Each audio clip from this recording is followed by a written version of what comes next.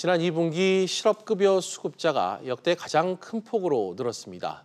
또 우리나라 기업 10곳 중 9곳이 경기 침체 국면이라 느낄 정도로 기업들의 체감 경기 역시 악화된 것으로 나타났습니다. 주요 산업계 소식 신윤철 기자와 이야기 나눠보겠습니다. 신 기자, 우선 실업급여 이야기부터 해보죠. 관련 수치가 계속해서 지금 늘어나고 있다고요? 네, 그렇습니다. 지급액은 물론 수급자 증가폭이 모두 역대 최고치를 기록했습니다. 예. 한국고용정보원 고용행정통계에 따르면 올 2분기 전체 실업급여 수급자는 63만 5천 명, 지난해보다 6만 명 넘게 급증했습니다. 전체 지급액도 1조 7,821억 원으로 역대 최대 규모입니다. 지난달 실업급여 지급액도 6,158억 원이었는데 전년 동기 대비 30.8%나 급증하며 역대 최대를 기록했습니다. 네. 올해 들어 지난달까지 실업급여 지급액은 4조 3,411억 원이었는데 이런 추세라면 올해 실업급여 지급 총액이 처음으로 6조 원을 넘을 거란 예상도 나옵니다. 결국 신 기자, 최악의 고용 상황이 이어진 결과라고 좀 해석을 해야겠네요. 네, 통계청에 따르면 올 2분기 실업자는 110만 5천 명인데요.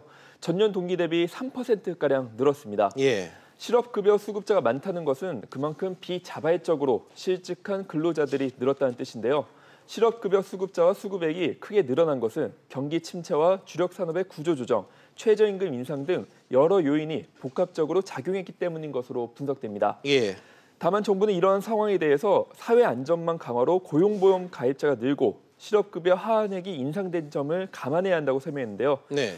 그렇지만 고용부 통계에는 자영업자들이 빠져 있어 실제 실업 규모는 더 크고 또 실업급여 대상자들이 가계 경제를 책임지는 40, 50대에 모여있는 점들을 감안하면 고용 상황 악화가 심각한 것으로 볼 수 있습니다. 네, 근로자들뿐만 아니라 기업들의 체감 경기도 크게 악화됐다면서요? 네, 한국경영자총협회가 전국 5인 이상 기업 500여 개를 대상으로 조사해보니 전체의 94.3%가 우리 경제가 침체 국면에 진입했다는 분석에 동의한다고 답했습니다. 예. 특히 300인 미만 기업에서는 95.8%가 경기 침체 분석에 동의해 규모가 작은 중소기업들이 대기업보다 경기 침체를 더 체감하고 있는 것으로 나타났습니다. 네.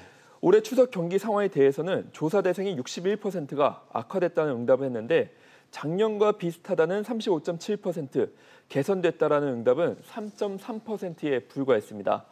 이런 가운데 올 추석에 상여금을 지급하겠다는 기업 비중은 지난해보다 조금 줄었는데요.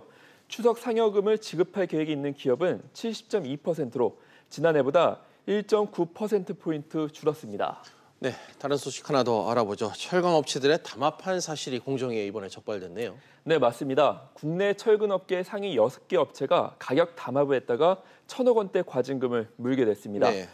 공정거래위원회는 공정거래법 위반 혐의로 현대제철과 동국제강 등 국내 6개 제강사를 적발해 총 1,194억 원의 과징금을 부과했습니다. 이들 6개 업체는 주요 건축재재인 국내 철근 공급량의 80% 이상을 담당하고 있는데 이들 업체는 지난 2015년부터 2016년까지 철근 가격 최대 할인폭을 10,000원에서 95,000원으로 제한하기로 12차례에 걸쳐 합의했습니다. 가격 경쟁이 계속될 경우 철근 시세가 더 하락할 것을 우려했기 때문인데요. 예. 이번에 적발된 업체들이 해당 기간에 올린 매출은 8조 5천억 원 수준입니다. 철근업계는 1990년대 이후 이번 사례까지 총 6번의 담합이 적발됐는데 과징금은 이번이 가장 큽니다. 네, 신 기자 잘 들었습니다.